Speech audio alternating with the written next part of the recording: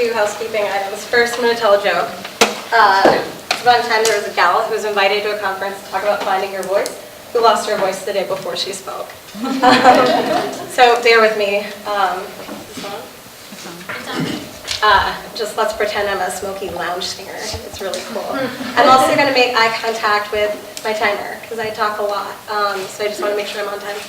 I did want to chat with you. I thought when I was preparing for this presentation, I thought I'd share my story, or I'd share one of the many stories that we've collected through the New York City Bar Association. But it's Saturday morning, and my attention span is done. So I wanted to introduce myself to you, but then I just wanted to share my aha moment that came through somebody else's story that was a lot more resounding for me and I thought might resonate with you.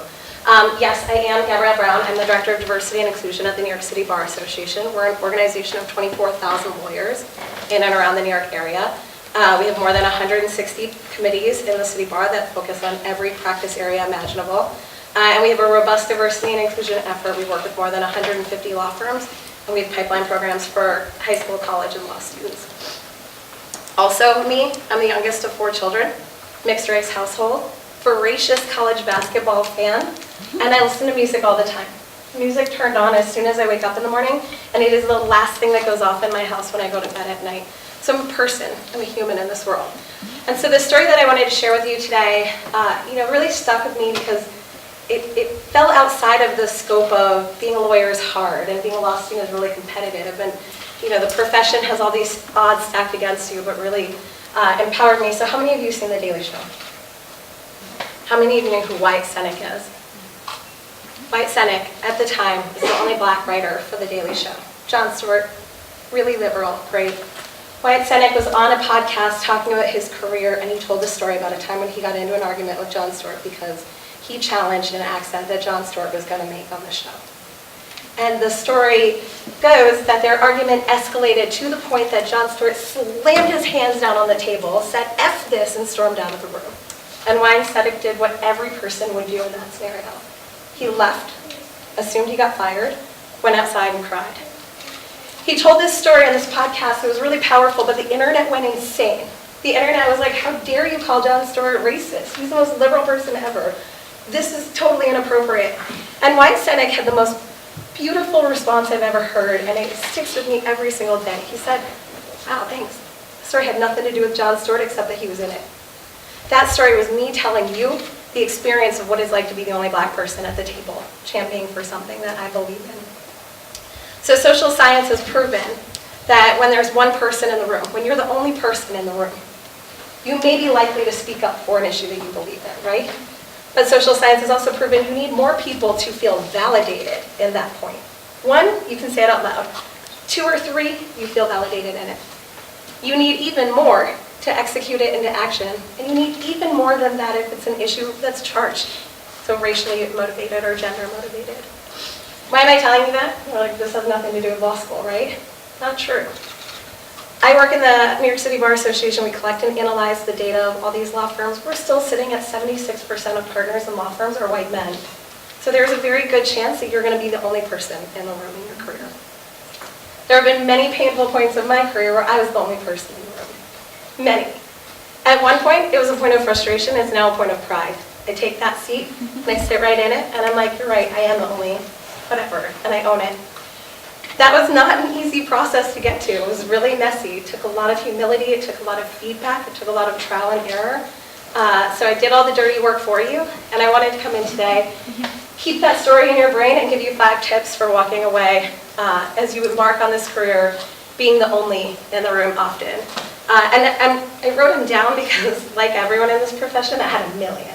I started with like 25 things you needed to know, and thankfully my office coordinator was like, let's try to pare that down. So 5 tips, and I hope you take them. I hope some of them resonate with you. All 5 might not work for you. I'd really love your personal stories. I think we don't have time to take questions, but as you think about how these fit with you, feel free to reach out to me and the City Bar as a resource at any time with them. The first is be authentic. When I was the only one in the room, I was like, I got a voice. I can't wait to use Jean. She's a great leader. I can't wait to be exactly like this woman who's the general counsel of an organization. I didn't know that I had one shot and it was just mine. I didn't know how to be me. I was told in a meeting once, I was pulled aside right after a meeting, And this gentleman said, I just want to give you a piece of advice because nobody else is going to. And I was like, you're so nice, thank you so much. And he said, your shoes are really unprofessional. I was wearing green suede shoes, and he was like, people will take you more seriously if you dress like everyone else in the room. And I was like, oh, thanks for your feedback. That is not true at all. And I've made it a point in my career now to always wear a wild shoe when I'm presenting because that matters to me. I love that. I get excited when I put it on. And I do not want to be squashed by this idea that I'm only relevant or I only have the expertise that you're going to listen to if I'm wearing a black or blue pump, right? 2, be humble. Sit down. Be humble. You have this voice, and it's going to be really exciting when you get opportunities to use it. One of my favorite phrases is, I'm not going to die on this hill. When I say that, it means I am going to die on this hill. I want to argue this point all the way. It is hard to know when your silence is your strength, but it will be at multiple times in your career. So just because you have a voice doesn't mean you always have to use it.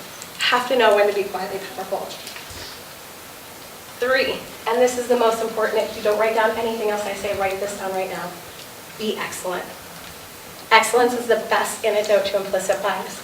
You are well positioned now to develop skills that will carry you through the rest of your career.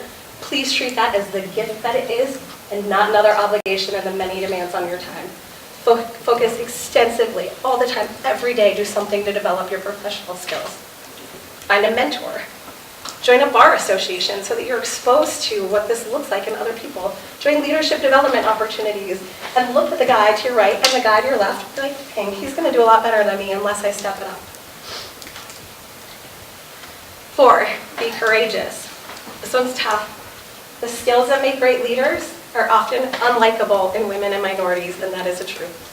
The second we get assertive, the second we get pushy, bossy, we're going to stand up for this point. That scares people. They get really uncomfortable, right? You got to decide when you want to be a great leader and when you want to be liked, and there's a line in the sand. You pick which one you do all the time. And sometimes I know this. A lot of people don't like going into certain interactions with me because I don't want to be liked when we walk out of it. I want to win. I want to get my point across. And I want you to feel a little bruised and damaged in that process. Because I'm the youngest of 4. I'm scrappy. And then 5, be patient. So I'm the daughter of a marathoner. Father's a big runner.